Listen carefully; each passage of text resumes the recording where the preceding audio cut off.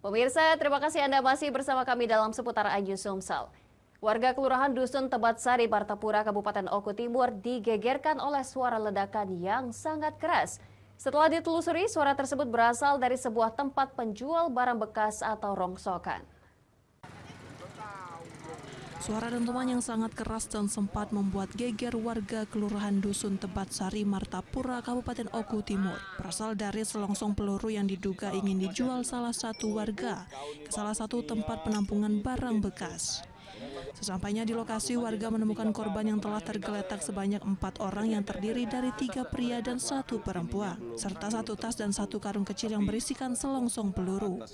Kuat dugaan selongsong sebanyak 1 tas gendong berukuran sedang dan 1 karung berukuran kecil tersebut akan dijual oleh salah satu warga yang ikut menjadi korban dari ledakan tersebut ke penampungan barang bekas. Sesampainya di lokasi, 1 karung yang berisi selongsong tersebut terjatuh dan memicu ledakan. Ledakan terjadi diduga oleh salah satu dari selongsong tersebut yang masih aktif.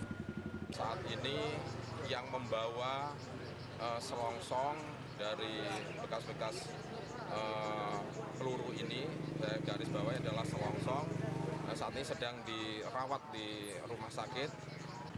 Dari Oku Timur, Jatmiko Francisco, iNews melaporkan.